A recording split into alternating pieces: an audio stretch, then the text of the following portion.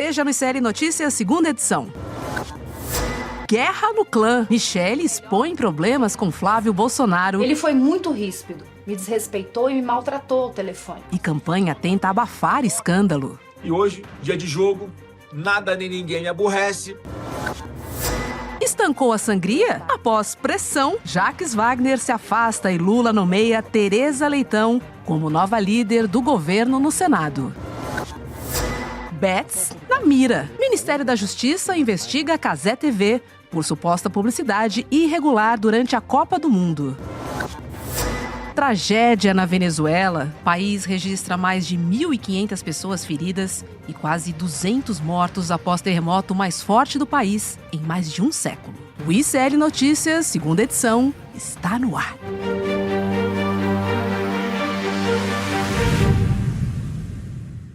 Olá, boa tarde. Hoje é quinta-feira, dia 25 de junho de 2026. Hoje o nosso abraço vai para uma parceira de longa data. Eu estou falando da TVT, que construiu uma trajetória com compromisso importante com o jornalismo e a democracia, sem falar no interesse público do canal. A TV dos Trabalhadores está presente na televisão, nas plataformas digitais e também nas redes sociais. E é uma das parceiras pioneiras na retransmissão do nosso jornalismo aqui do ICL, caminhando junto com a gente nessa missão de levar notícia séria, jornalismo independente e informação de qualidade para milhares de brasileiros. Fica aqui o nosso agradecimento e o nosso abraço especial à equipe da rede TVT. E não esqueça, tá? Se você quiser fazer parte desse time, da comunidade do ICL, da nossa família, é só mandar um e-mail para retransmissão@icl.com.br. Eu estou esperando a sua mensagem, hein? Vamos dar uma olhadinha na previsão do Instituto Nacional de Meteorologia para amanhã, o INMET. O que diz o INMET para amanhã? Bota na tela aí, por favor. Ó. A massa de ar polar mantém temperaturas baixas e geadas no sul.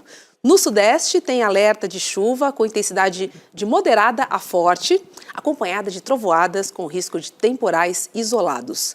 Temporais que continuam em áreas da costa do Nordeste e também do Norte. Essas áreas aí em amarelo no mapa. E atenção que tem também aviso de alerta de baixa umidade entre o Mato Grosso e o Pará. Deixa eu dar boa tarde à nossa mesa hoje. Somos maioria nessa mesa hoje, Dri. Hoje somos maioria. Boa tarde para você primeiro. Boa tarde, Roberta. Boa tarde, Chico. Boa tarde, comunidade do ICL. Boa tarde, Chico. Boa tarde, Robes. Olha só que data importante, 25 de junho, há exatos 51 anos, Moçambique proclamava a sua independência dos nossos amigos portugueses. Foi logo depois da queda do Salazar em Portugal. Na Revolução dos Cravos, Moçambique se levanta. E é impressionante, são só, se a gente for pensar, são só 51 anos, né? Nada. É muito pouco tempo. Quando você pega Cabo Verde também, é a mesma coisa, é ali coladinho, aí perto. Também é muito pouco tempo de independência. Cabo Verde, aquela seleção Cabo que está Verde arrebentando também, na Copa do arrebentando Mundo. na A Copa. grande seleção do Vozinha, país do Vozinha. Do mesmo mundo ali, os Portuga, né, como corte ali, mandando em tudo e tal. Pois Demorou também. Pois é, 51 anos, é de fato muito recente. Quero Moçambique na Copa do Mundo também. Vamos lá. Por favor. Olha só, gente, Daniel Vorcaro vai para Papudinha. O ministro André Mendonça determinou a transferência do banqueiro que está preso na Superintendência da Polícia Federal. Mendonça deu prazo de 24 horas para a transferência. Vamos chamar agora o nosso repórter, Kleber Lourenço, que ele tem mais informações sobre esse assunto. Kleber, você me ouve bem? Boa tarde. Ouço sim, boa tarde, Roberta, Adriana, Chico, com essa bancada maravilhosa de hoje, tudo bem? Tudo bem, Boa tarde, Kleber. querido. Boa tarde, Kleber. Ele vai para Papudinha, então? Tá decidido, o Daniel Vorcaro? Isso mesmo, até adiantei no site essa semana que o André Mendonça tomaria essa decisão essa semana mesmo. Tinha alguns poréns que estavam impedindo ele de adiantar essa decisão, que é um caso muito interessante que teve com o careca do INSS, que está preso na Papuda. Ele fez uma denúncia ao ministro André Mendonça de que ele foi ameaçado intimidado, na verdade, por 2 agentes penitenciários para que ele fizesse uma delação premiada. E aí, por conta disso, O André Mendonça ficou meio cismado de fazer essa transferência do Daniel Vorcaro para Papudinha. Por ele próprio, ficaria na superintendência da Polícia Federal, Daniel Vorcaro, já que ele entende que as opções possíveis não conseguiriam garantir a devida segurança para o ex-banqueiro. Mas, como o gabinete do ministro André Mendonça está num cenário ali de conflito e até numa relação tanto delicada e conflituosa, tanto com a Polícia Federal quanto com a Procuradoria-Geral da República, ele acabou tomando por essa opção, até para ele conseguir fazer um gesto de boa vontade para essas duas instituições. Olha, não sei não, mas Papudinha ele não aguenta não, hein? Pelo histórico recente dele, ele no mínimo vai reclamar muito. Agora, depende do lugar da Papudinha onde ele vai ficar, né? Porque não sei se o Kleber tem alguma informação, mas tinha um papo de que ele poderia ficar no apartamento de 60 metros quadrados que foi ocupado pelo Jair Bolsonaro até ele ir para a prisão domiciliar. Aí seria tranquilo, né? Não sei se a gente já sabe onde ele vai ficar na Papudinha, né? Porque essa gente, elas são protegidas, inclusive nisso. Rico, quando é preso, ele fica protegido, inclusive, dessas situações, né? Sim. Não é assim que vão colocar o Daniel Vorcaro naquelas celas que tem que a pessoa dorme em cima de um colchão de um dedo e tem que compartilhar o vaso sanitário com todo mundo. Uma latrina, né? ali para 40. Exatamente. Teria que ficar nessa. Ou então melhora para todo mundo. Exatamente. Vamos. E esse é o tipo de gente, que fica no discurso dizendo que presidiário tem vida boa, etc. É esse tipo de gente. São esses playboys que ficam fazendo discurso de prisão para quem tem 16 anos, todo aquele discurso conservador de extrema-direita, é esse tipo de gente que faz. Mas na hora deles, aí quer tratamento VIP. Não, imagina o Daniel Vorcaro recebendo uma quentinha estragada, como costuma acontecer, né?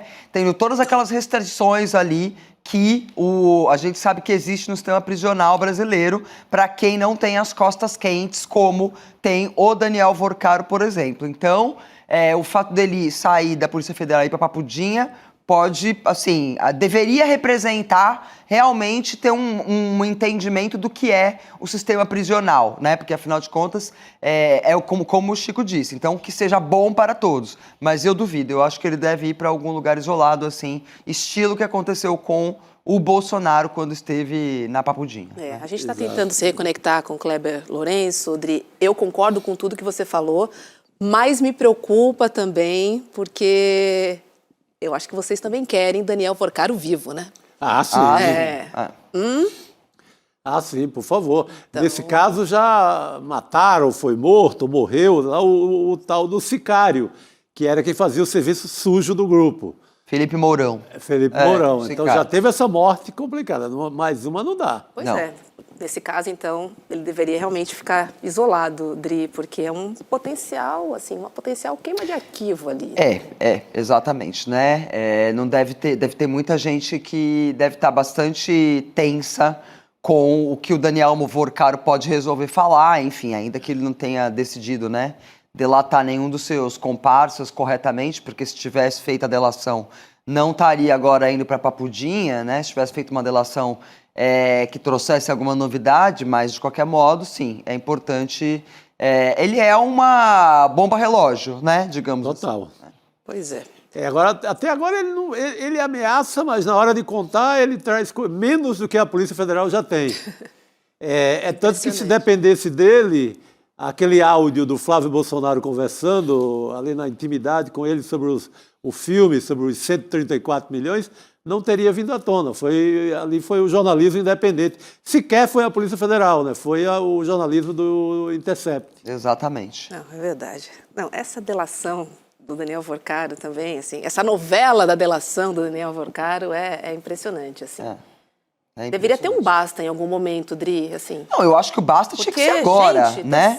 Porque tentativa. o que a gente entende é que a Polícia Federal realmente ela já chegou num nível da investigação com todos os celulares, todo o material que tem, que, assim, eu acho que só se o Daniel Vorcaro for delatar alguém acima dele, né? Sim. Que até agora não veio, porque esses comparsas da política, todos eles estão aí, né? a Polícia Federal tem o material para investigar, por exemplo, o senador Flávio Bolsonaro.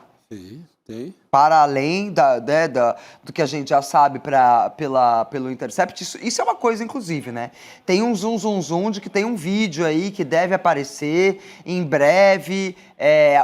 O Globo soltou a semana passada uma nota dizendo que teria mais de um encontro. Mas é óbvio que tem mais de um encontro, né? Sim. Entre Flávio e Daniel Worcaro. O Flávio teria ido na casa da mansão do Daniel Worcaro em Brasília. Então, material para investigar não falta, né? Realmente, talvez se ele resolvesse delatar para cima, como a gente imagina que, né? Eu adoro o termo que o Demore usa, é o poster boy. Então, realmente, né? Pode ser que tenha gente para cima ainda para ele contar quem é. Vamos falar um pouquinho sobre Michele Bolsonaro? Adoro esse tema, adoro esse tema. Vamos falar sobre casos de família. Olha, o racha na família parece ter azedado de vez a relação da ex-primeira-dama com enteados, né? Hoje, Michele Bolsonaro voltou a se manifestar nas redes sociais para tentar apaziguar a situação, após publicar vídeos em que expõe as brigas com Flávio Bolsonaro. A gente tem o print aí, ó, vou abrir aspas no que ela disse, ó. Para ficar claro, eu não tenho raiva de ninguém. Apenas esclareci uma situação que estava sendo deturpada. Vamos todos trabalhar juntos para derrotar o atual desgoverno. Não há briga nem competição. Peço apenas que não retirem trechos de contexto para gerar confusão. Uma nova história será escrita com verdade, clareza e respeito. Fecha aspas. Em 2 vídeos... Fiquem em paz, coraçãozinho. Faltou só o hashtag gratitude. Gratiluz. Esse post veio depois de 2 vídeos postados ontem, com aproximadamente 26 minutos de fala, em que Michele Bolsonaro disse que foi tratada como idiota por Flávio Bolsonaro e os seus irmãos nas discussões sobre as candidaturas do PL no Ceará. Michele disse ainda que foi humilhada e que, desde então, decidiu ficar longe da campanha de Flávio. Vamos ver. Voltando ao Flávio, telefonei para ele, tentei algumas vezes, mas ele não atendeu. Algumas horas depois da postagem, ele retornou a ligação. Mas, sinceramente, para falar o que ele me falou, seria melhor se ele não tivesse ligado. Ele foi muito ríspido, me desrespeitou e me maltratou ao telefone. E eu não tinha feito nada contra ele. Ele disse que seria melhor eu ficar fora das decisões do partido. Disse que eu havia chegado ontem e não entendia nada de política. Diante dessa humilhação, eu disse a ele que estava tudo bem. Entendi que ele não queria o meu apoio ou que este era insignificante. E então eu me recolhi. Fiquei na minha e assim permaneço.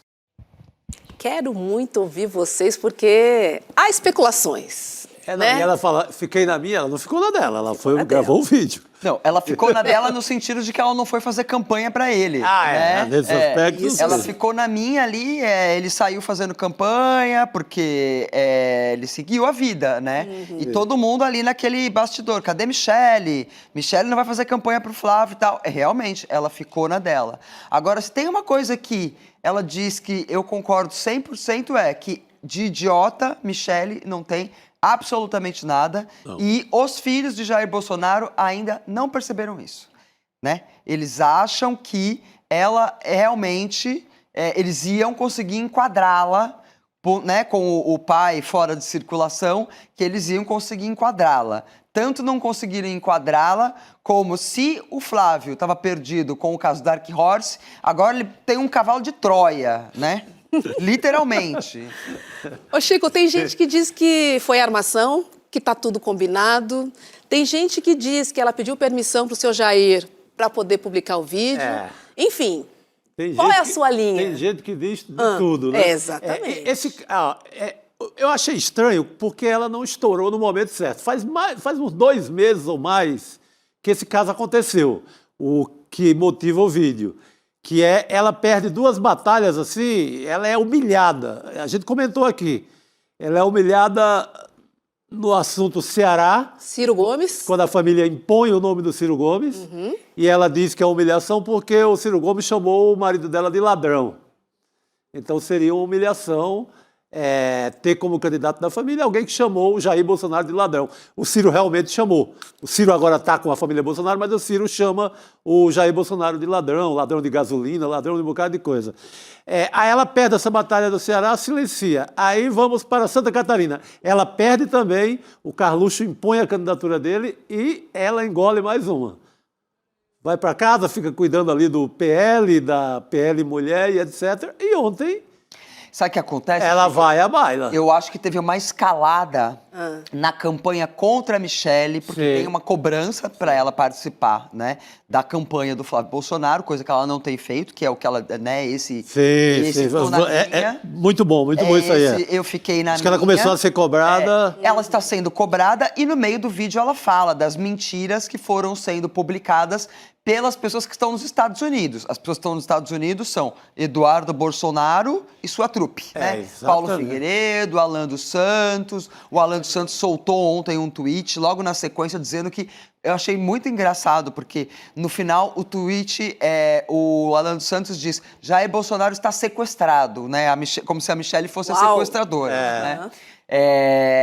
Então, e ela fala no meio do vídeo, né? Essas pessoas saíram postando em verdades e a minha filha viu. E a minha filha é a irmã deles, né? Que é uma adolescente, que é a filha mais nova do Jair Bolsonaro. Então, eu acho que isso aí foi pegando. Óbvio que não é só isso, né? Porque esse vídeo foi gravado na sede do PL. Ela diz que não faz nada sem pedir autorização pro Bolsonaro e pro presidente do PL. Então o Valdemar sabia que esse Sabia vídeo e consentiu. Exatamente. É um vídeo que não foi preparado assim nesta semana. É um vídeo que tem roteiro, é um vídeo que tem um cenário, é um vídeo que tem um texto produzido em que ela, ao contrário das tentativas de explicação do Flávio depois, que a gente vai falar, que são uma tragédia, né, que vão ladeira abaixo, ela tá muito confortável em tudo que ela tá falando e ela tem uma coisa que é um diferencial, que ela fala com o povo, ela fala a língua do povo, né? Sim. Me deram uma facada nas costas, punhalada, fui humilhada, uma punhalada, fui humilhada, minha filha está lendo nas redes sociais. Então é realmente ali num tom de desabafo, não suportava mais, chegou o momento de desabafar. Vocês ainda querem que eu participe da campanha? Tipo isso. Agora, olha só, sem citar nomes, a resposta de Flávio Bolsonaro veio em tom de ironia. Vamos ver o que ele disse. E hoje, dia de jogo, nada nem ninguém me aborrece. Vamos tratar aqui de coisa boa, tratar aqui de futebol, porque o nosso Brasil aí a gente vai conseguir resgatar junto, tenho certeza disso, que é projeto de Deus. E olha, vendo a repercussão, né, e o problemão que vinha pela frente, horas depois o Flávio usou as redes sociais para pedir desculpas. Eu tenho aqui o post, vou ler para você, ó. Sou casado há 16 anos, pai de 2 filhas maravilhosas e nunca desrespeitei, maltratei ou humilhei uma mulher na minha vida. Jamais o faria com a esposa do meu próprio pai. Tenho 45 anos de idade, 24 anos de vida pública e sou reconhecido pelo meu equilíbrio, educação e respeito com todos, até com meus adversários políticos. Em nenhum momento ofendi ou tive a intenção de ofender a Michelle. Só se o fiz em algum momento, mais uma vez peço desculpas. Tenho por ela respeito e reconhecimento pelo trabalho no PL Mulher, pelo cuidado com o meu pai e por tudo o que representa para o Brasil. Fecha aspas, Dri. É uma resposta misógina, é uma resposta machista, é uma resposta burra, né? Aquele primeiro momento ele fez exatamente a mesma coisa que ele fez com o jornalista do Intercept quando ele foi interpelado sobre ter falado com o Vorcaro e pedido aqueles 60 milhões de dólares, né? Que ele diz, hahaha, mentira, e sai andando. Foi exatamente a mesma coisa. Hahaha, ninguém vai me incomodar porque é o jogo do Brasil. Mané, entendeu? A sua madrasta acabou de soltar esse vídeo. E você fica com futebolzinho. E você... Não, ninguém vai te incomodar. Aí, na sequência, vem aquela resposta escrita pela assessoria de imprensa, no qual ele não se desculpa com a Michelle, ele solta ali umas frases do tipo... Bom, então ele tá falando que a Michelle tá mentindo, né? Porque ele fala, não, se eu, por acaso... A Michelle tá mentindo? Né? Pô, ele não se desculpa... Michelle, desculpa. Desculpa, tô te pedindo desculpa publicamente. Não, ele não se desculpa. Aí é aquela resposta do racista, né?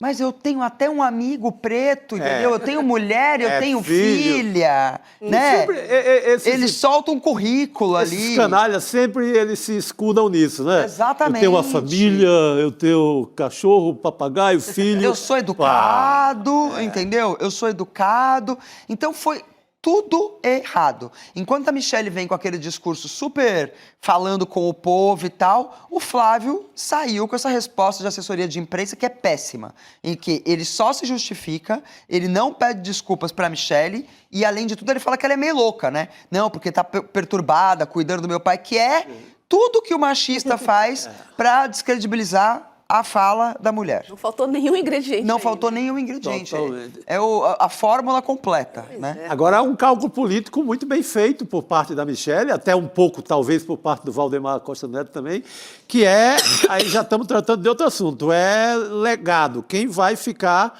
com o espólio do bolsonarismo? Aí já tem disputa de quem vai ficar com o balcão do bolsonarismo.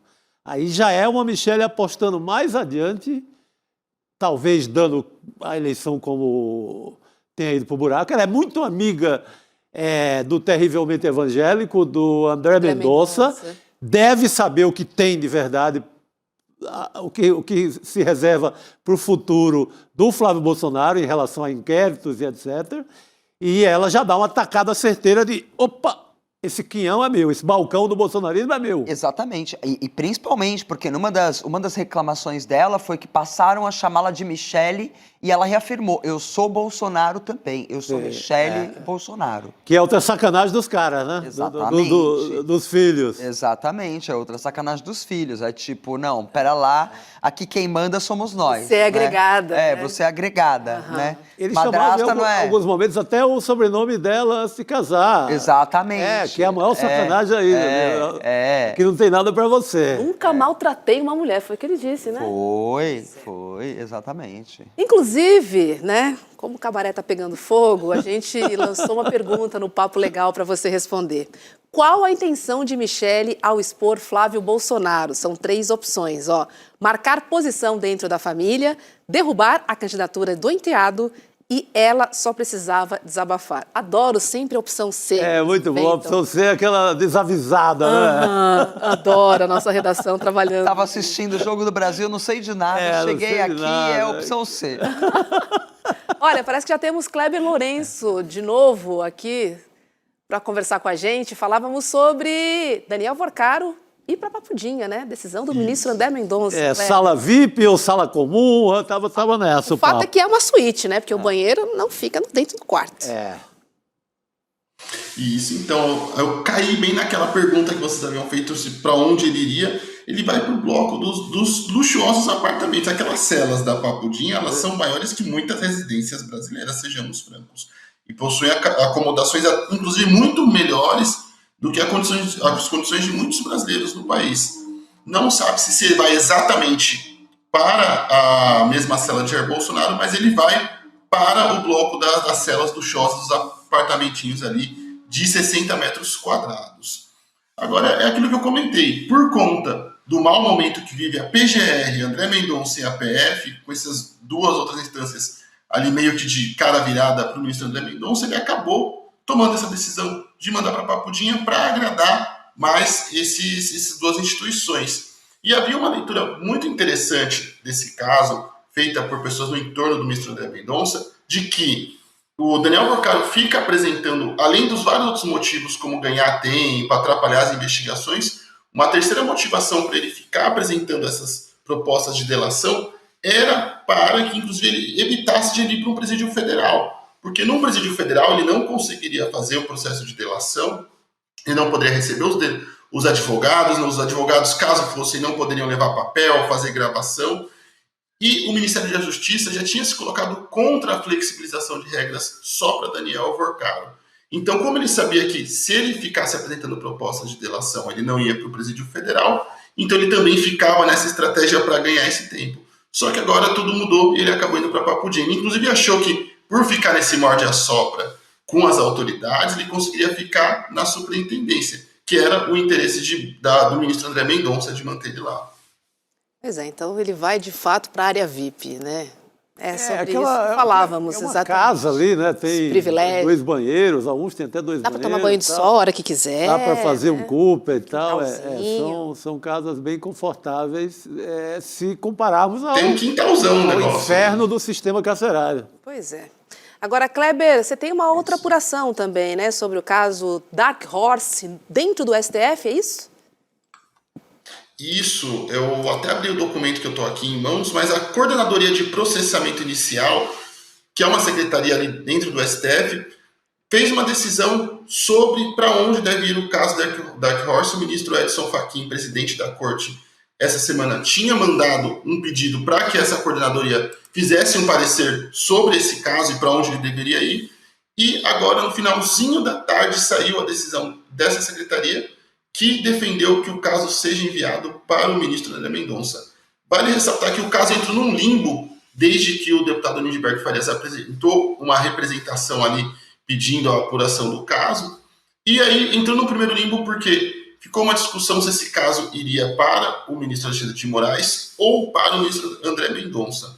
Aí o caso foi, a pedido do ministro Alexandre de Moraes, para a Procuradoria-Geral da República, que ficou quase um mês deliberando sobre o assunto. E essa semana eles devolveram o caso para o STF e aí o ministro Edson Fachin devolveu para essa secretaria pedindo um parecer. E agora, nos próximos dias, o ministro Edson Fachin deve tomar a decisão final e a expectativa é que ele defenda o parecer da secretaria, mandando o caso para o ministro André Mendonça. Vale lembrar que, sem a definição de um relator, a Polícia Federal, por exemplo, não consegue realizar operações, porque não tem, tecnicamente, para quem pedir a autorização para a realização das operações, por exemplo. Então, por isso que está parado, Por isso Chico. está parado.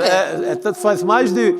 Só que o Flávio Bolsonaro prometeu uma prestação de contas à nação já faz mais de um mês. Nada até agora. E nada. Então, Nada até agora. o Kleber acaba de explicar por que não andou, não saiu do canto, a PF não podia fazer nada, porque não tinha nem relatoria lá no STF.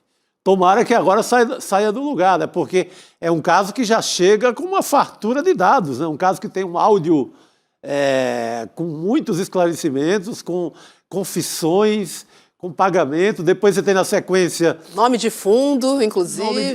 Nome de fundo, né? endereço. Gerenciamento de fundo. Tem tudo, tem a produtora, você tem o próprio material jornalístico produzido que pode ser anexado ao caso, que é aquela segunda matéria, segunda reportagem do Intercept que fala o recibo dos pagamentos do Vorcaro, fatiados ali ao longo do tempo. Então tem muita coisa, né, Kleber, nessa história. Inclusive, quando eu fui apurar com algumas fontes ligadas ao caso, o andamento da análise técnica da Polícia Federal sobre o caso, por que acontece? Quando o caso foi mandado para a PGR, eu até cheguei a dar matéria no site também sobre isso, o diretor-geral da Polícia Federal, o Andrei Rodrigues, havia me confirmado que o caso estava com a área técnica da Polícia Federal, que estava fazendo análise da representação.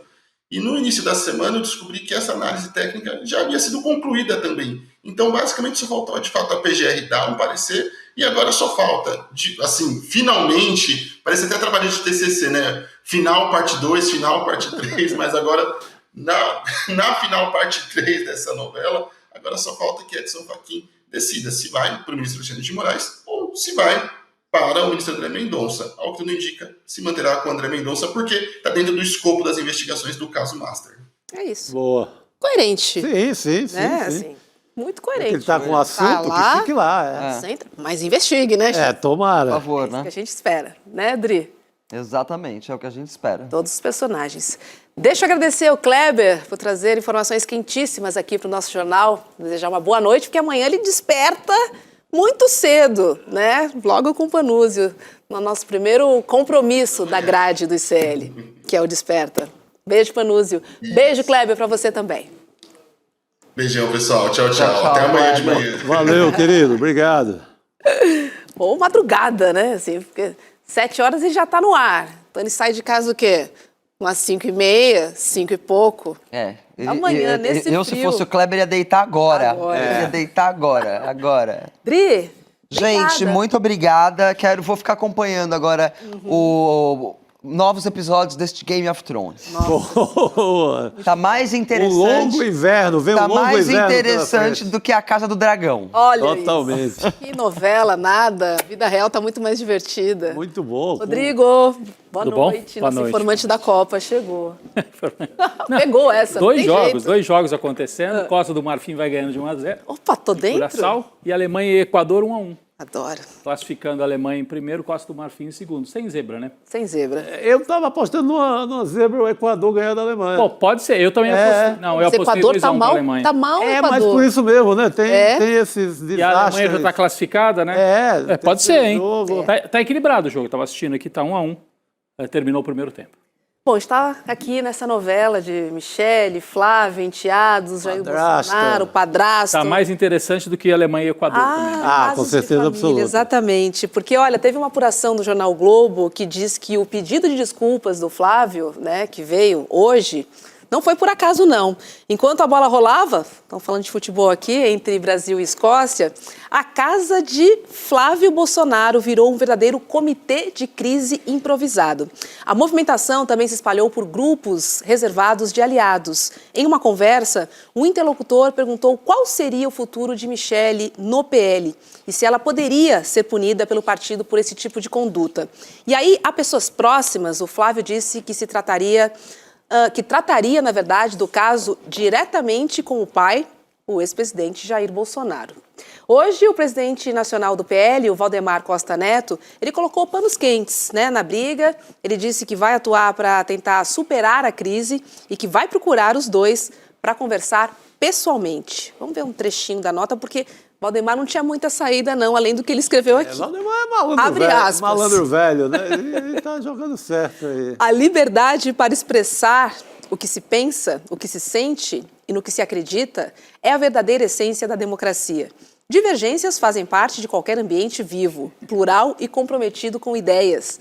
Elas não nos enfraquecem, ao contrário, nos tornam mais maduros e mais preparados para os desafios que enfrentamos. Ele deve estar morrendo de rir. Ele escreve, quer dizer, o assessor escreve e ele morre de rir, porque a gente conhece o Valdemar de entrevista e o comportamento dele é dar uma bela risada depois disso. Ele é cínico. Ele é muito cínico e tirar uma bela de uma onda, porque ele sabe tudo. Ele sabia do comportamento da Michele, ele sabia o que a Michele ia dizer, ele sabe de tudo. Ele está dando uma facadinha no Flávio também, porque a campanha está cheia de desavenças. Ele é mais chegado politicamente a Michele do que ao Flávio. Do que ao Flávio Bolsonaro, né? Eu acho curioso isso, liberdade para discordar, liberdade de expressão. Liberdade de expressão, eles adoram. Liberdade para esculhambar a própria família, nesse caso, né? Assim, liberdade total, né? Mas eu lembrei, lendo essa nota do Valdemar, que é a arte, uma propaganda do jornal Folha de São Paulo, que dizia que é a arte de dizer uma mentira falando só a verdade, né? Então, você junta um monte de frases que são verdade, então tá uma mentira. Sim. Então você junta um monte de obviedades, né? Que não querem dizer muita coisa, assim, para esconder o fato que é essa disputa entre eles, né? E aí eu vi vocês já conversando, debatendo sobre isso, né? Uma coisa me chama a atenção. Por que a Michele escolheu? Porque esse vídeo foi milimetricamente calculado. Sim, muito bem pensado. Ela leu, né? Ela não fez assim de improviso. Não foi um vídeo de 3 minutos daquele, eu vou fazer hoje, pega o celular e grava. Não. Ela leu, foram quase 30 minutos de vídeo. E aí o momento de subir o vídeo também foi pensado. Por que subir o vídeo na hora do Jogo do Brasil, né? Eu estava saindo aqui do ICL ontem, correndo para casa pensando no jogo, e aí sai o vídeo da Michele, né? E eu preocupado em chegar em casa para assistir o jogo. Né?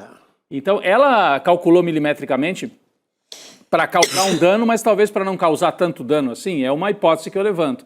Porque lançar num dia como ontem deixou empolvorosa a casa do Flávio, como você leu, né, Roberta, aqui, que virou um comitê improvisado de crise, mas era um dia de jogo, né? Quem acompanha a política acompanhou de perto isso, mas será que já fez o estrago? Se não fosse no meio da Copa do Mundo, faria um estrago. Olha, a audiência é espetacular. Do vídeo. A audiência é como tempos normais, não teve Copa, Então não atrapalhou nada. É uma audiência sem tamanho, como nunca visto. Na base dela, ela falou com todo mundo. Eu fiquei achando que é porque os irmãos estavam nos Estados Unidos, naquele clima de Copa. Ela ficou com alguma coisa persecutória, podia armar alguma. Deve ter rolado alguma fofoca, porque eles estavam lá juntos. Ela se queixa, ela fala no vídeo da turma que está nos Estados Unidos e que está infernizando a vida dela. Ela não poupa ninguém, né? Ela fala que são os irmãos, né? Não foi só. E rapidinho, eu vi até uma teoria conspiratória aí que a Michelle ficou preocupada com o negócio da arma. Depois que ela viu a história da arma. Que história é essa da arma? Se essa história da arma não foi um recado para ela, entendeu?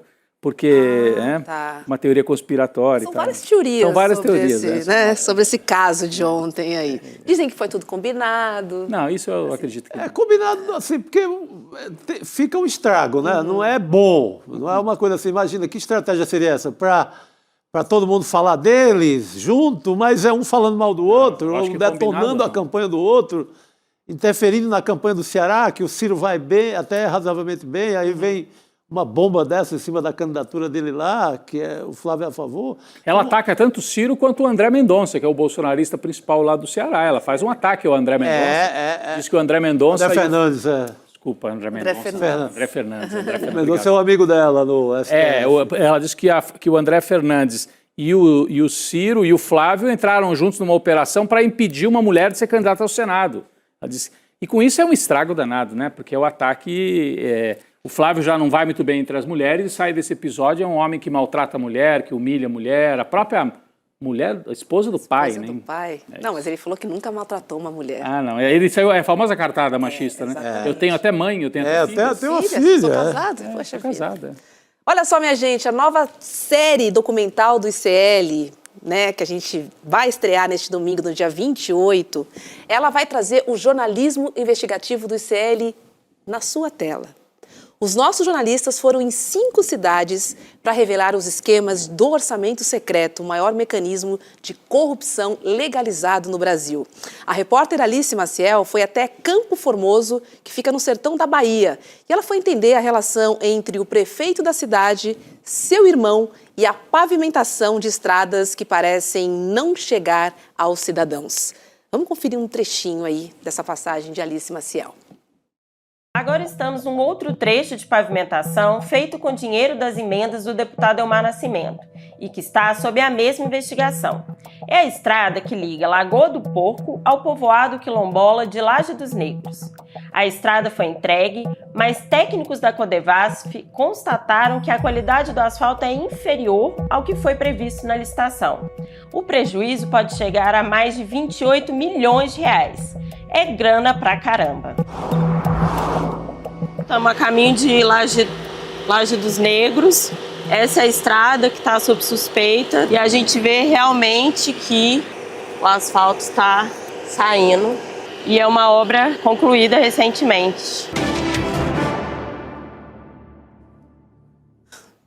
Gente, se é um asfalto que sai com a mão, se passar um caminhão ali, o que acontece? É melhor ter passado só uma mão de tinta mesmo, né? Uma coisa para enganar.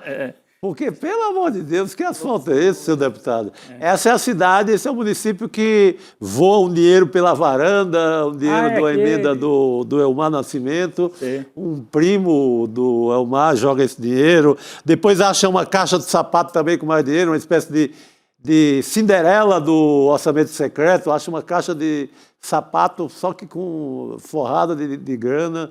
É uma esculhambação. Dinheiro na mão é vendaval. Né? Total. Dinheiro na mão é vendaval. Deixa eu lembrar que essa série original tem 6 episódios, tá? E a escalação do timaço aqui, ó, tem Fábio Panunzio, Heloísa Vilela, Manu Borges, Amanda Miranda e além da Alice Maciel, que a gente acabou de ver. Garante seu ingresso. Corre lá em icln2.com.br. Tem o QR Code aqui na tela para facilitar a sua vida também, tá? Faça sua inscrição. É no domingo agora, dia 28, às 8 horas da noite.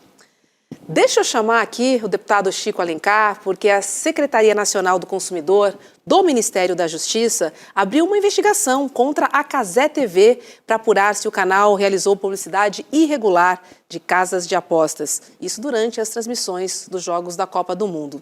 A Cazé TV vem estimulando o público a apostar em eventos com baixa probabilidade de vitória.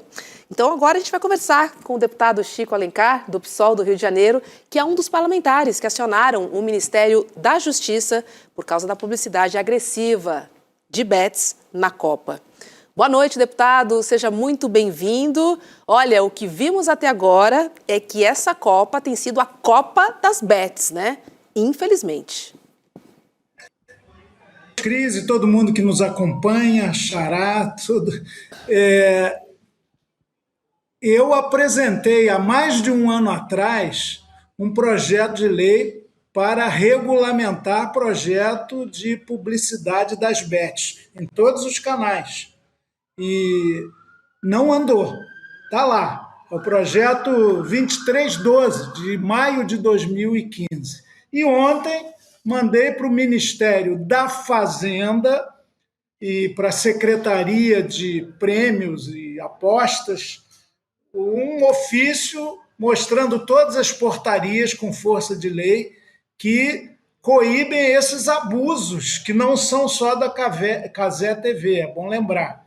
Ali chega a níveis estratosféricos. Então, não precisa nem fazer nova lei imediatamente. É claro que essa regulamentação precisa ser bem firmada. É preciso cumprir as determinações legais já existentes. Me permita uma memória de velho. Não sei se vocês aqui da nossa mesa a têm. Eu tinha a infância muito em São Paulo, porque minha família é lá do interiorzão, região de Ribeirão Preto. E eu ouvia, já gostava muito de futebol, um narrador de rádio, não tinha televisão naquela época, final da década de 50, início da década de 60, chamado Fiore Giliotti. Da torcida brasileira.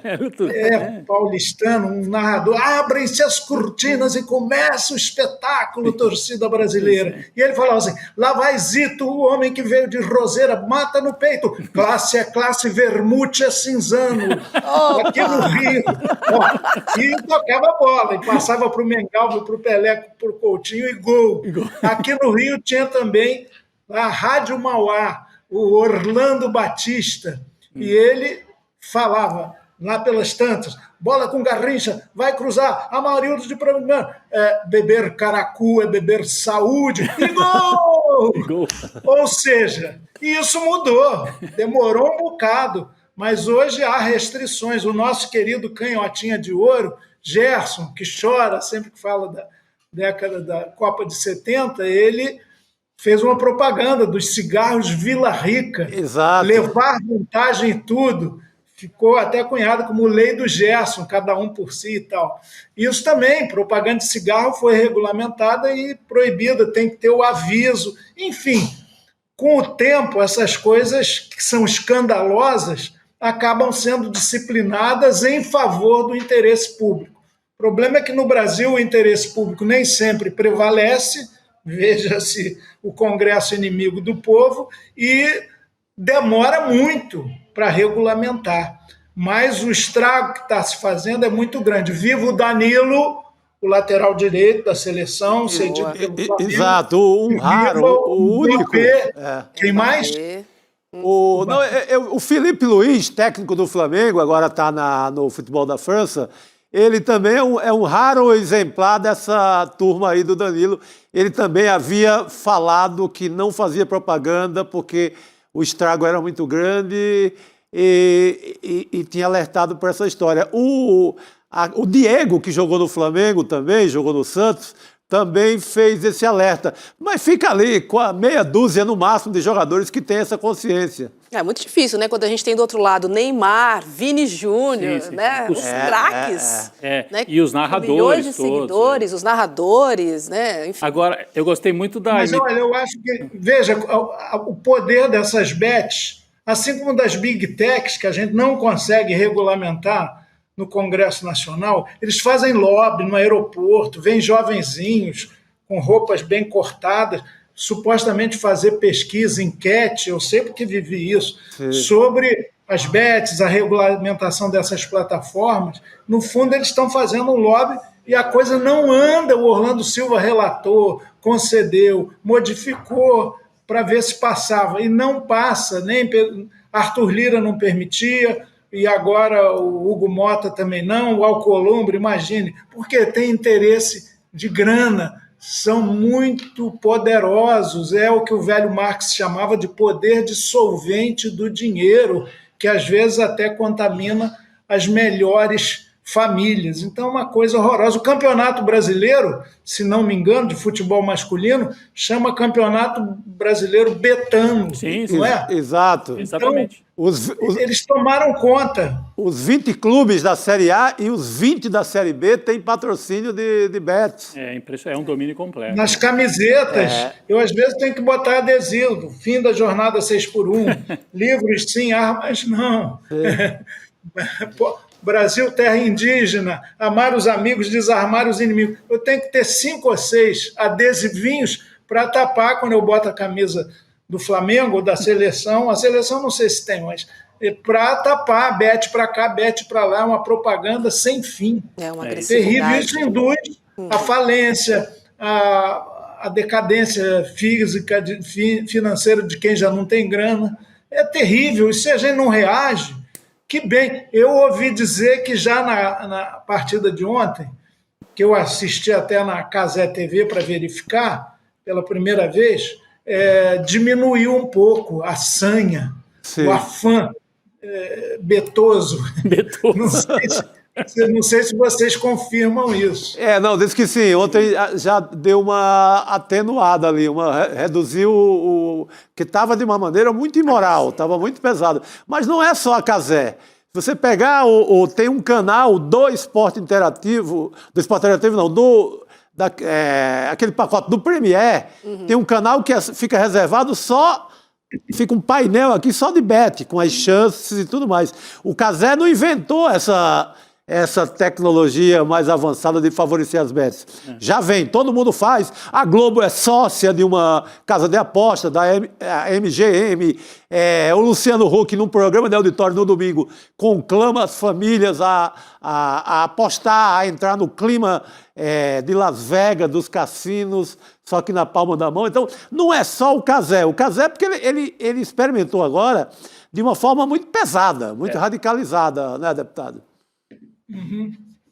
Mas olha, Roberta, Rodrigo e Chico, eu acho que a gente tem que travar essa batalha e já está tendo alguns efeitos. Para não ficar só amaldiçoando a escuridão, é importante acender alguma vela. Primeiro, como o próprio Eduardo Moreira lembrou, o Código Penal de 40 já faz que induzir a pessoa que está frágil, que está em situação de risco, a abusar da sua boa-fé para ela investir ou apostar em coisas completamente prejudiciais à sua saúde, inclusive financeira, é crime até. E, mais recentemente, claro, não precisa ir lá atrás, na origem do Código Penal, todas essas atitudes são consideradas abusivas pela lei em vigor. Por que eu fiz o projeto ano passado? Porque eu acho que é preciso amarrar direitinho. A gente estabelece, inclusive, por exemplo, apostar pode causar dependência, não coloque sua família em risco, um aviso que a gente institui. É matematicamente impossível obter ganhos de longo prazo com apostas. 3, jogos de azar devem levar a perdas financeiras significativas, não se engane. Então, esse processo educativo que a lei também pode e deve ter, a gente tem que estimular. Muita gente falou, tinha que proibir de vez. Mas, se para passar isso já é difícil, proibir de vez, estamos atacando a livre iniciativa, né? Na correlação de forças atual do Congresso Nacional, Câmara e Senado, isso não passa mais nem de longe. Essa aqui, pelo menos, abre algum nível de discussão, e eu estou com essa impressão, que essa consciência de que isso é nocivo, está crescendo, o debate está mais aberto. Então, isso é uma boa notícia, se vocês me confirmam.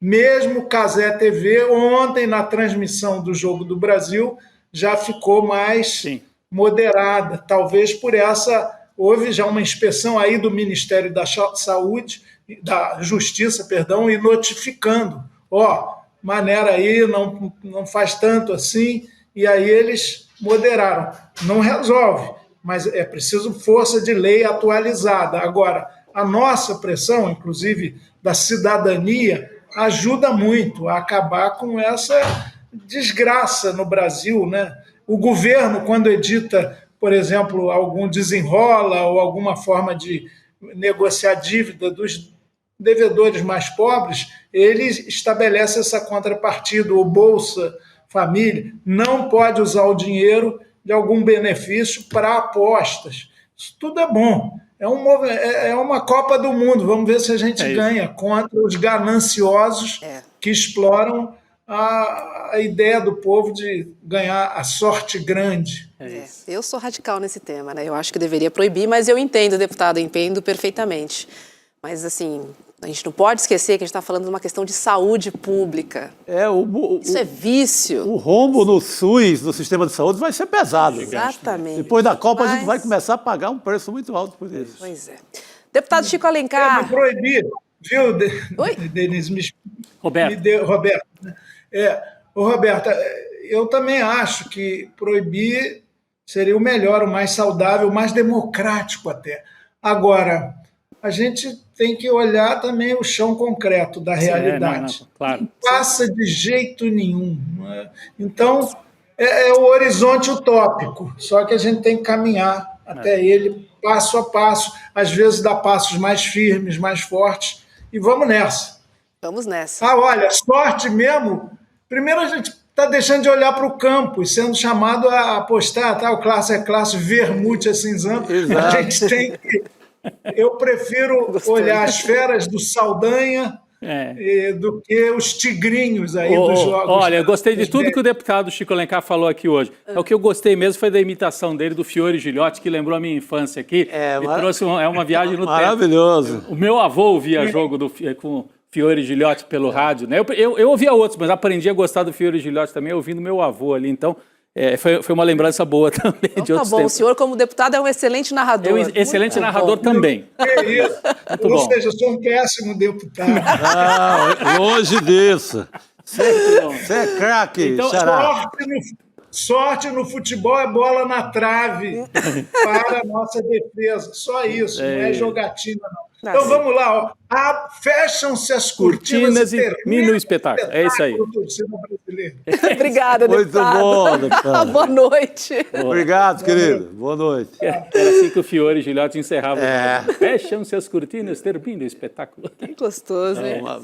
Maravilhoso. Passou um filminho aqui, Passou um né? filminho na minha cabeça. Olha, mas por falar em Beto, começar assim, primeiro que tá muito, ganhou visibilidade essa luta contra a Beth, né? Você tem já muito artista, a Anitta já entrou nisso para valer. Caetano. E teve estava procurando aqui, achei, uma condenação de uma casa de Beth no Tribunal de Justiça do DF para devolver 180 mil e pagar 4 mil de indenização a uma pessoa com espectro autista que perdeu 180 mil reais assim, num segundo. Então, já começa também a ter essas manifestações de justiça e vai somando nessa luta. Claro. Não pode, cara. É uma roubalheira, assim. Hoje eu vi no UOL um depoimento também muito importante de um rapaz que disse que estava afastado dos jogos da Copa por conta que era muito gatilho para ele. Ele é declaradamente viciado, doente. Ele se diz doente da jogatina. Então, ele ficou, onde é que eu vou ver? Impossível ver jogo de futebol. Porque... E a família com esse cuidado em relação a ele. E como fazer, né? Então, isso está gerando... uma... Aí tem gente que diz, não, mas o jogo existe desde a Grécia Antiga, desde a Roma Antiga. Existe. Mas nesse volume... Mas, gente, você tinha que sair de casa para ir numa agência, você tinha que fazer uma aposta lá na praça pública, falar com um tio que fazia aposta. Hoje é aqui. Com a dopamina, com o impulso de milhões por segundo de cota de dopamina no seu sangue, e você com aquilo, com o cassino aberto, na palma da mão. Para apostar e para consumir, né, Chico? Sim. Assim, celular também, para você consumir, é um clique. Lembra muito a história do tabagismo. Também existe esse hábito de fumar desde as civilizações antigas. Mas no volume que foi feito na segunda metade do século XX, com o cinema, com a televisão, bombardeando as pessoas e falando fume, fume, fume. E aí a batalha foi longa para reverter isso. Mas é a liberdade, quem quiser fumar, tem a liberdade, mas limites foram colocados, né? Quando vieram as primeiras leis, parecia absurdo, eu lembro, né? No rótulo do cigarro, cuidado, isso aqui dá câncer, fotografia. Faz mal à saúde. Depois foram vetando, não pode no ônibus, não pode ir no avião, não pode ir em local fechado, não pode ir no trabalho. Hoje em dia, quem quiser fumar pode, sai na rua, fuma e tal. Mas propaganda está vetada e em ambientes fechados está vetado. Então, é o mesmo limite, né? Não vai desaparecer o jogo. Mas do jeito que está, é um descontrole. E a escala é muito importante, né? Em tudo na vida. Então, se você tem uma escala que te permite jogar sem nenhum limite, vai para o buraco, né? A sociedade inteira. E isso tem um impacto até econômico, como a gente está vendo, na dívida, no crescimento das dívidas no Brasil. E na saúde, que é muito mais grave, claro. Mais grave. Vamos trazer a Venezuela aqui para nossa conversa. Nossa, que coisa terrível. Vimos imagens terríveis aí do terremoto, porque o país se encontra em estado de emergência, né? Depois de 2 terremotos que atingiram o norte do país ontem à noite. Os abalos de magnitude 7,2 e 7,5 deixaram pelo menos 188 mortos e mais de 1.500 feridos. Ao menos 250 prédios foram danificados ou destruídos. A presidente interina da Venezuela, Delcy Rodrigues, anunciou a criação de um fundo de 200 milhões de dólares para a reconstrução de moradias e infraestruturas essenciais. Ainda ontem à noite, o presidente Lula informou que orientou o Itamaraty a tomar medidas de assistência. Vamos ver um trechinho da mensagem de Lula nas redes sociais. Olha só. Reafirmo nossa determinação em apoiar o governo da presidenta encarregada Delcy Rodrigues na recuperação de áreas afetadas desse país irmão, cujo povo tem dado provas de grande resiliência frente às adversidades. Quem também apareceu para anunciar ajuda foi o presidente dos Estados Unidos, o Donald Trump. Vamos botar o post dele, ver o que ele escreveu nas redes sociais. Os 2 grandes terremotos que acabaram de atingir o povo da Venezuela são de proporções enormes e deixaram um número devastador de mortos. Os Estados Unidos estão prontos, dispostos e aptos a ajudar. Instruir todos os órgãos do governo a se prepararem para agir rapidamente. Estaremos ao lado de nossos novos e grandes amigos. As primeiras informações não são boas. Olha, vou falar o seguinte, demorou para ele se pronunciar. Pelo amor de Deus. Não foi imediatamente, não, tá? Trump. O Trump, exatamente. Agora, olha só, a presidente interina, a Delcy Rodrigues, na Venezuela, ela conversou com o secretário de Estado dos Estados Unidos, o Marco Rubio. E aí o Rubio anunciou o envio de equipes estadunidenses de busca e resgate para auxiliar nas operações de emergência.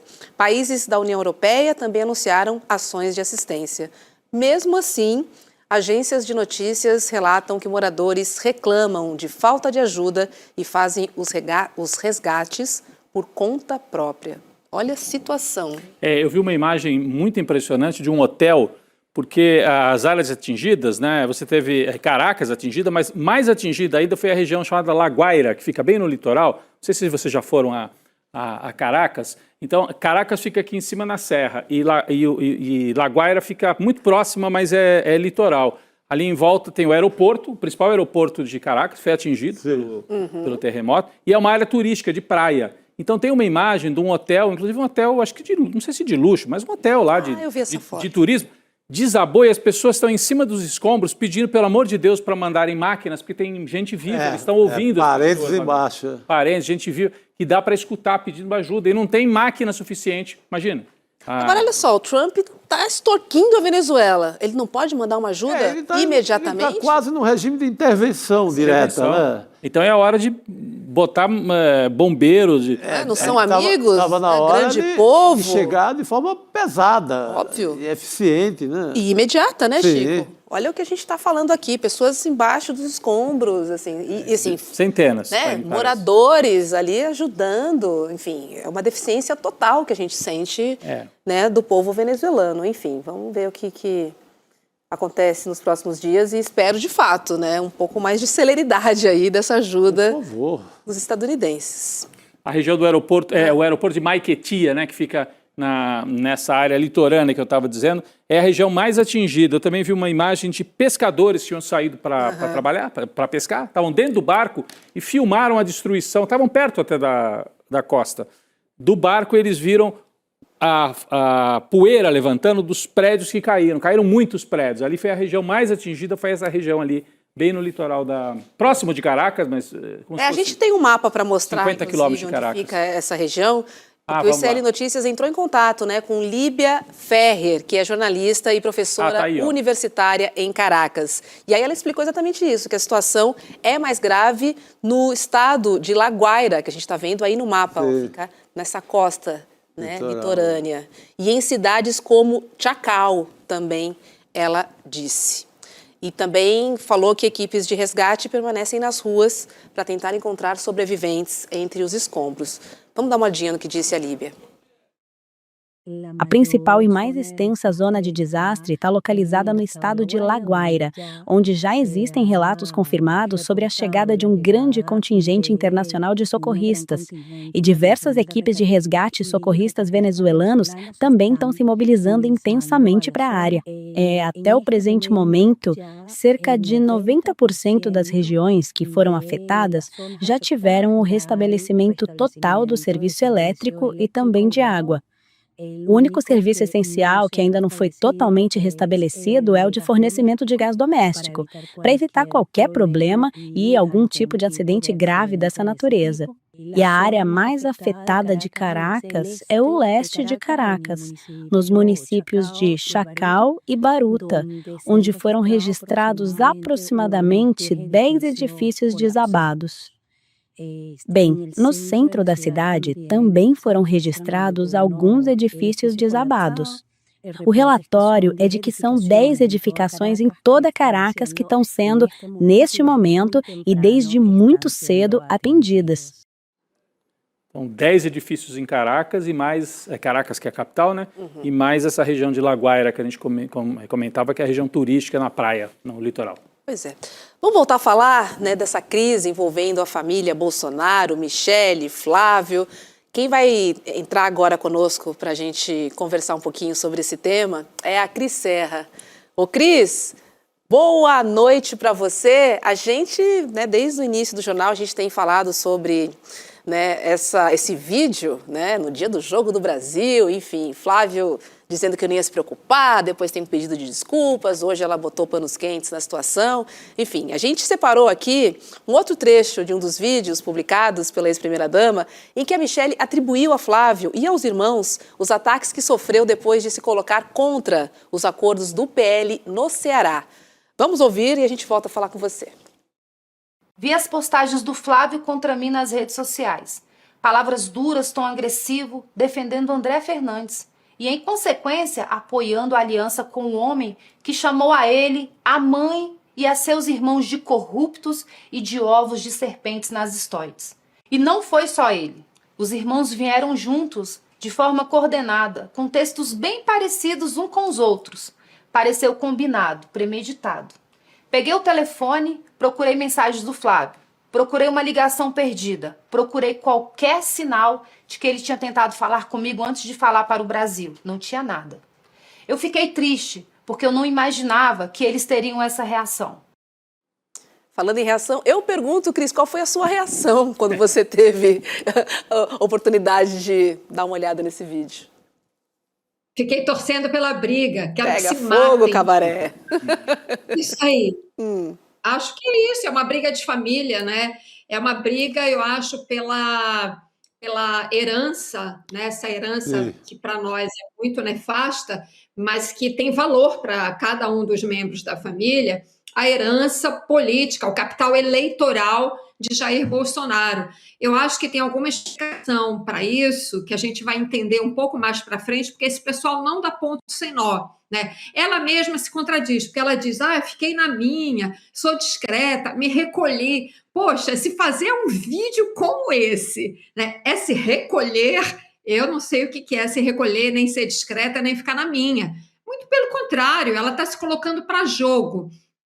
Acho que ela pode estar, ela tem alguma informação que talvez a gente não tenha, né, sobre alguma fragilidade da campanha do Flávio Bolsonaro, né, e já está se colocando, porque a fala dela inteira, se você vai até o fim, inclusive no final, ela tem um tom político muito forte, de chamamento, inclusive, para essa base que ela afirma ter construído por meio desse cargo que ela ocupa, né, de ser presidente do PL Mulher. Ela diz que viajou para o Brasil inteiro, né, e conclama as mulheres, as presidentes locais né, em todas as unidades da federação, a quase que pegarem armas, digamos assim. Ela não usa essa expressão, mas ela faz uma conclamação do tipo assim, né, vamos lutar, vamos para essas eleições e tudo mais. E quem é a líder dessas mulheres? É ela.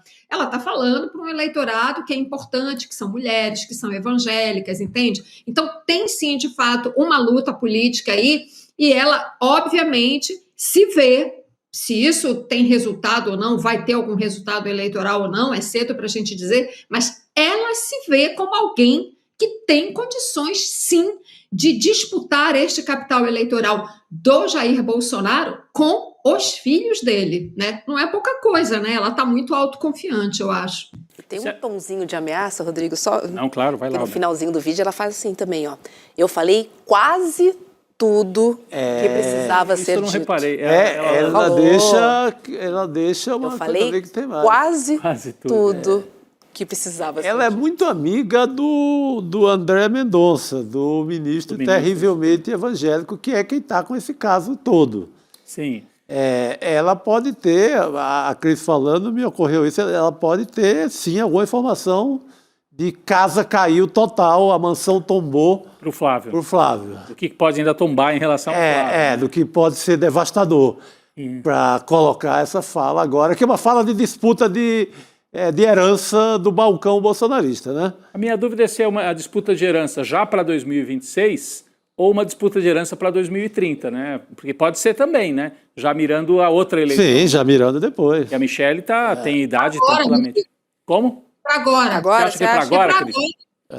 Se fosse para 2030, não teria por que ela provocar agora esse ruído, né, que é muito mais do que ruído, essa confusão, esse barulho ensurdecedor que ela criou na campanha do Flávio Bolsonaro. É para agora. Então você acha que tem uma hipótese dela, talvez até com essa parceria com André Mendonça, com o próprio Valdemar, com Malafaia e tal, mas no caso do André Mendonça é aquele que detém as informações, né, Chico? Sim. De saber que a casa vai cair ainda mais para o Flávio e que ela pode ocupar o espaço e ser a candidata ainda do bolsonarismo, seria isso?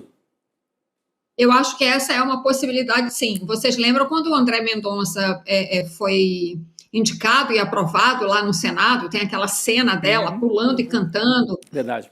Ninguém entende direito, quase que num transe, né? Ela foi uma apoiadora muito forte da candidatura Mendonça. O Chico fez muito bem em lembrar isso.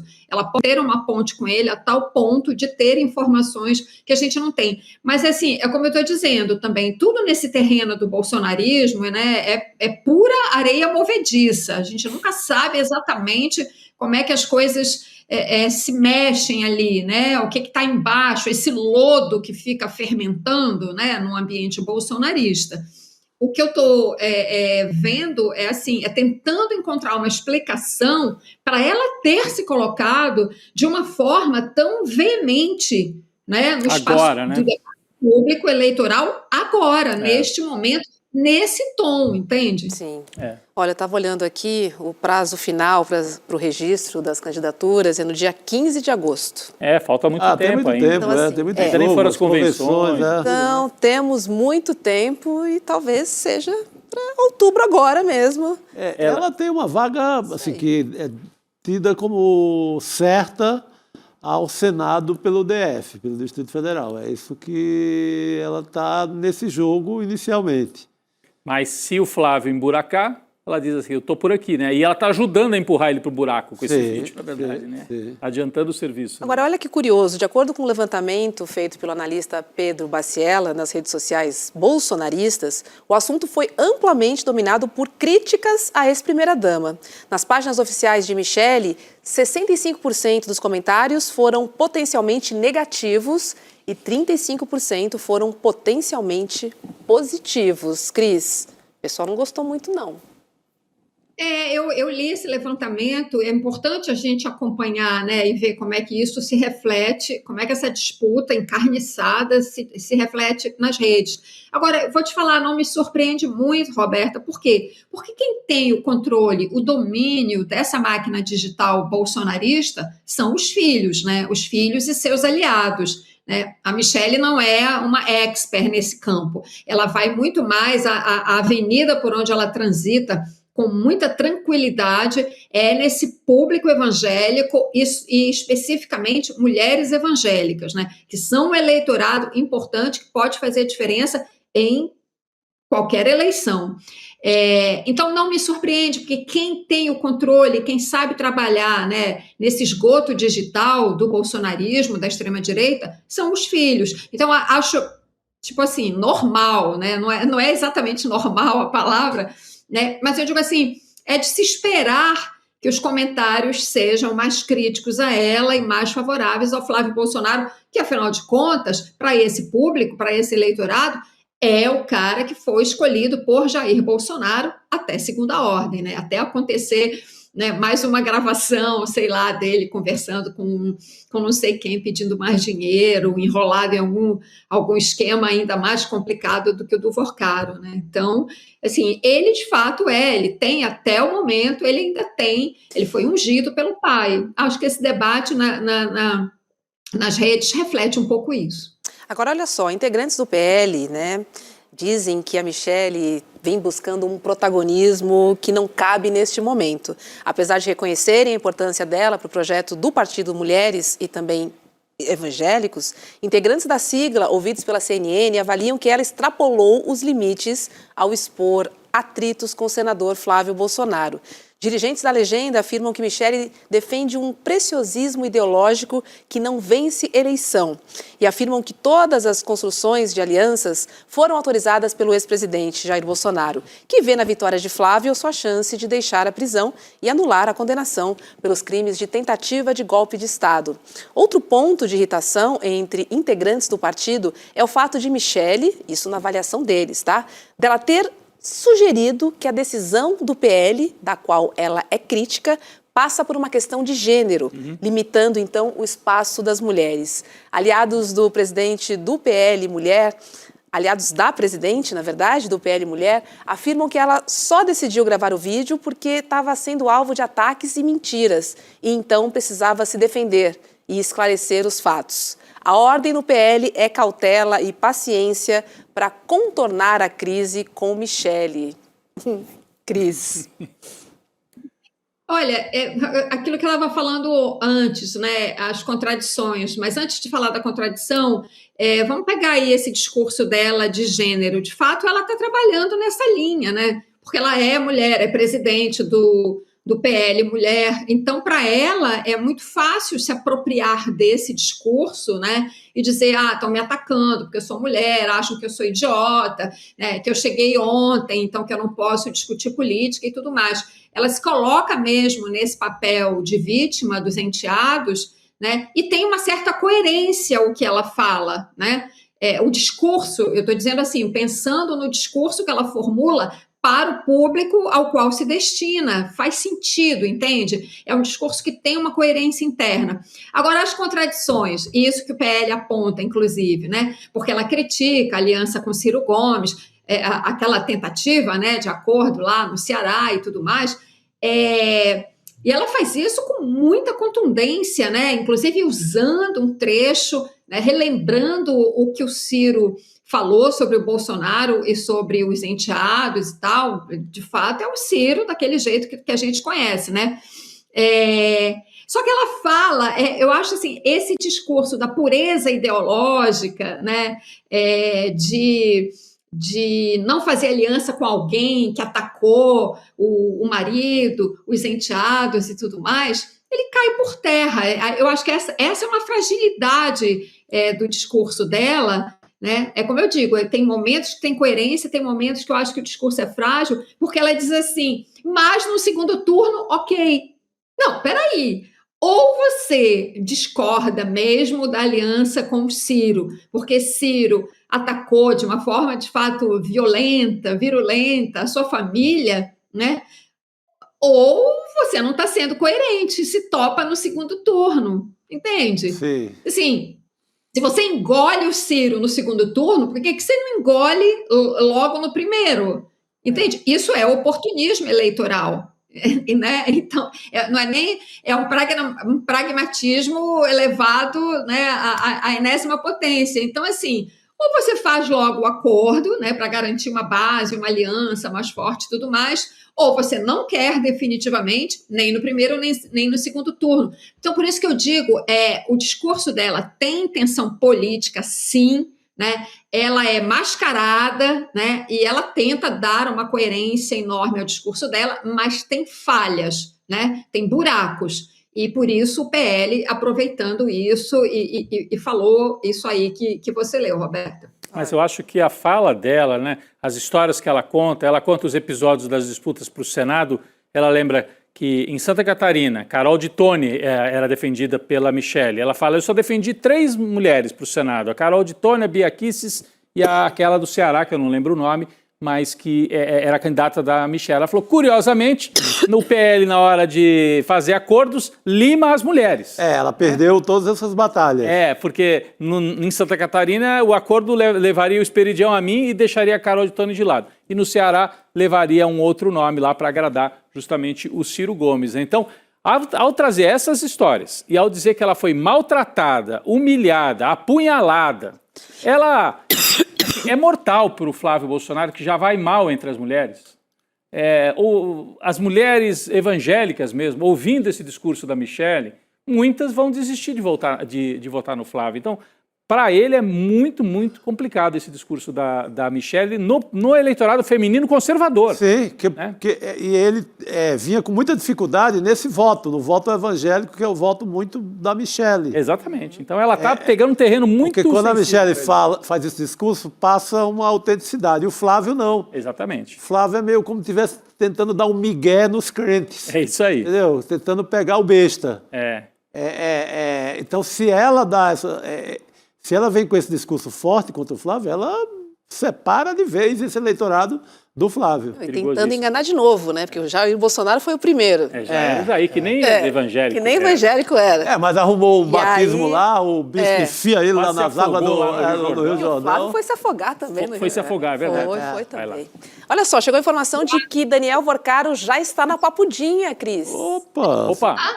Daniel Vorcaro. Será que tu vai aguentar? Porque o bicho é meio playboyzão, né? Já foi para Papudinha? Já foi para Papudinha por decisão, né, do ministro André Mendonça. Esse é outro elemento importante nesse xadrez todo aí, né, Roberto? Então a informação é essa de que ele tinha tido a decisão. Já chegou. Então tinha 24 horas, mas ele já chegou. Você imagina, Chico, o que você estava dizendo, dizem que ele não suporta a ideia de permanecer, nem nessa fase pré-condenação, ainda nem foi o julgamento, permanecer num presídio de verdade.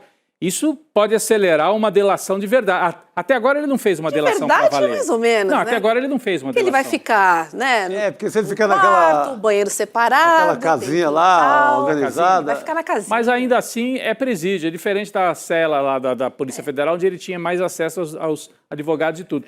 Então é para acelerar, talvez, para pressionar. Ele vai se sentir pressionado a fazer uma delação. De verdade, não essa que ele entregou até agora. Isso aí, meio meia boca demais, que me ofereceu. Pode ser importante essa transferência aí, Cris. Sim, é importante, sim. Inclusive nesse xadrez todo aí que como você mencionou, pois eu só desejo a ele que ele usufrua das boas instalações da Papudinha. É verdade. Ele vai herdar a casinha lá do Bolsonaro, né? Porque o Bolsonaro parece que vai continuar no benefício, né? Vai. Porque a PGR, o Gonê fala que não é motivo, ter uma arma não é motivo tão grave. Se isso não é grave... Vamos esperar a polícia do DF decidir, depois a gente vê e tal. Então, capaz do Vorcaro herdar aquela casinha lá. Dá até para ter um cachorrinho lá. Dá para criar. Ele vai ser vizinho do ex-presidente do BRB, é isso? Vorcaro... Se bem que... É isso? Do Paulo... Roberto Costa? Paulo Roberto Costa. Ele também está na Papudinha. Tá lá. É isso, gente? Dá até para falar por cima do muro ali. Pelo muro. Pelo muro da casinha lá. Combinar as operações com a Faria Lima. Seja como for, a gente está até falando isso, eu mesma falei assim num tom de galhofa, mas assim, uma coisa importante aí nesse caso do Vorcaro, esse cara de fato precisa ser protegido, porque ele sabe muita coisa, né? Então, tem quantas situações tem, inclusive a gente já comentou aqui várias vezes, né? do sicário, o cara, né, que era o pau-mandado dele para amedrontar pessoas, né, que morreu naquele episódio lá na prisão em Belo Horizonte, que é altamente suspeito, que a gente nunca entendeu direito, nunca foi bem explicado, o cara morreu, aparentemente se matou, né? Então, no caso do Vorcaro, bom, é claro, a pessoa está presa, é importante dizer isso, ela tem que estar presa em condições dignas, e ele certamente, na Papudinha, ele estará em melhores condições que qualquer outro preso neste país. Área VIP, né, Cris? Tem que dar segurança, sim, de garantir a segurança para manter esse cara. Vai ele contar dias. A gente espera que ele conte o que sabe, né? Faça uma delação, enfim. Então, sim, as condições em que ele vai ficar preso, né, isso é um assunto da maior importância mesmo, até por esse aspecto aqui que eu mencionei. É isso. Deixa eu trazer mais uma pauta para a gente, porque o presidente Lula escolheu hoje a senadora Tereza Leitão, de Pernambuco, como a nova líder do governo no Senado. O anúncio foi feito pelas redes sociais e a decisão vem depois do senador Jacques Wagner deixar o cargo ontem. A saída foi anunciada depois de uma reunião de quase 2 horas com o presidente Lula. Jacques Wagner resistia à ideia de deixar a liderança do governo. O presidente, então, estudava tirar o aliado do cargo, mas preferia que o próprio Wagner tomasse a iniciativa de se afastar. E olha, Cris, o post do Wagner foi dizendo o seguinte: em uma decisão de comum acordo, sairei da liderança do governo, blá, blá, blá, blá, blá, blá. Ele está desde o começo, né, fazendo esse esforço. Primeiro quis ver se tinha espaço para ficar, né? Não tinha, não tem condições. Finalmente, eu acho que o encontro com o Lula definiu isso, mas ainda assim ele deu esse tom que você leu aí na nota, que ele já tinha dado, inclusive, numa outra manifestação anterior, logo que o caso veio a público, né? Ele disse que tinha conversado e recebido a solidariedade do presidente Lula. Ora, convenhamos, né, gente? Você está acusado de uma coisa, a gente sabe, todo mundo tem pleno direito de defesa, etc, etc. Mas, poxa, não é qualquer pessoa, não é qualquer cargo que ele ocupa, ele simplesmente era líder do governo no Senado, né? Então, tem que fazer uma avaliação política, né? Fale de você, do seu caso, se defenda. Você não precisa arrastar o presidente para o meio da crise, né? Um presidente que não tem nada a ver com esta crise. Então, assim, eu acho que politicamente não foi, para dizer o mínimo, não foi a melhor atitude tomada por ele, né? Mas eu acho que isso expressa claramente uma aflição dele com essa situação, evidentemente, e querendo dizer, olha, estão me acusando, mas eu tenho o apoio do presidente Lula. Bom, fato saiu da liderança, finalmente, estava tardando mesmo, né?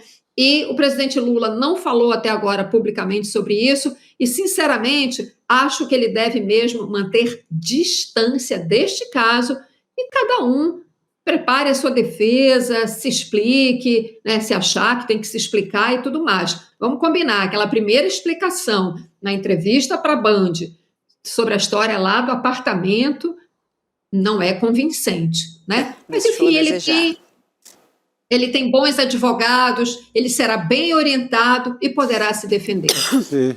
É isso. Aliás, aquela entrevista da Band irritou muito, inclusive, os petistas, né? Porque, de fato, passou um tom de eu te apoio, meu amigo. Né? Parece que não foi bem isso. Querida Cris Serra, um beijo e obrigada, viu? Obrigado, Cris. Valeu, Cris. Boa noite.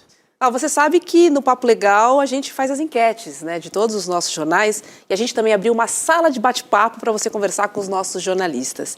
Amanhã, ao meio-dia, na sala Papo Legal com a redação, você vai encontrar com Juliana Baroni. Juliana Baroni, amanhã, ao meio-dia, na nossa plataforma Papo Legal. Olha que bacana. Precisamos conversar no Papo Legal. Papo Legal. Muito bom. Falando nisso, diga lá. Não, que você atualizou aí notícias do Vorcaro, né, e essa também atualizou aqui a nossa participação no Papo Legal, e tem a atualização da Copa. O Chico Sá entende de futebol, claro, ele já sabia disso. O Chico é fã. Mas quando começou aqui o programa, ele disse: não, o Equador pode pintar como uma zebra, porque a Alemanha já está classificada e tal. 2-1 para o Equador. 2-1. Acabou de pintar aqui. Então, o Equador 2-1, o Equador se classificaria, né, com essa vitória. O outro jogo, falta 1 minuto para acabar o jogo. 30 segundos. Então, o Equador se classificando com essa vitória surpreendente sobre a Alemanha. Sim, mais um latino-americano aí na parada, que coisa boa. E você tá bom de bolão, Chico. Eu previa, sabe aquela pressentimento da zebra, você sabe? A Alemanha já meio para lá, o Equador não ganhou nada, não disse a que veio, vai aprontar. E aprontou, 2-1, e a Costa do Marfim ganhou de 2-0, então como é que ficou a ordem dos classificados aí? Acho que ficou a Alemanha... então, fecham-se as cortinas, termina o espetáculo, o Equador ganhou da Alemanha, diria o Fiore Juliano. Pronto, é isso, gente. Bom, bela zebra. Só para fechar, deixa eu dar o resultado da enquete, né? Vamos saber o que a galera pensa sobre a intenção de Michele Bolsonaro ao expor Flávio. 53% acham que ela quis marcar posição dentro da família. Mas, 43% acham que ela tá a fim de derrubar a candidatura do enteado. Ela quer fazer um estrago. As reais A Cris cravou aí, que é para agora. É uma movimentação para a candidatura em outubro. O professor João César Castro Rocha sempre defendeu isso, que ela não ia deixar barato, que ia aprontar ao longo da campanha. Vamos ver. Ela está tentando. As reais intenções de Michele.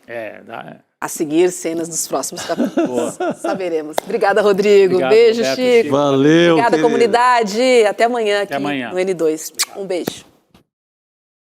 Ipojuca, Pernambuco, número 60 de uma rua sossegada. Simone morava com os pais e dava aulas na cidade mais rica do estado. Ela foi chamada para depor e poderia finalmente esclarecer a rota do dinheiro que sumia. Mas quando chegou o dia, não pôde falar, o delegado não estava lá. Tensa, Simone voltou para casa. Encontrou sua mãe no portão, mas também 2 homens do outro lado da rua. Foi quando ela se virou e perdeu a vida. Essa história que eu encontrei lá mostra um lado da corrupção que não é só notícia, não é só dinheiro, mas uma história de corrupção que ganha um rosto e um nome. Uma história que faz desaparecer vagas em escolas, leitos em hospitais e pessoas que imaginavam um futuro diferente para todo o Brasil. Acompanhe comigo, Heloísa Vilela, essa história de medo e silêncio no documentário especial do ICL chamado Orçamento Secreto. Ele vai ao ar no dia 28 de junho, às 8 horas da noite. Garanta seu ingresso gratuito.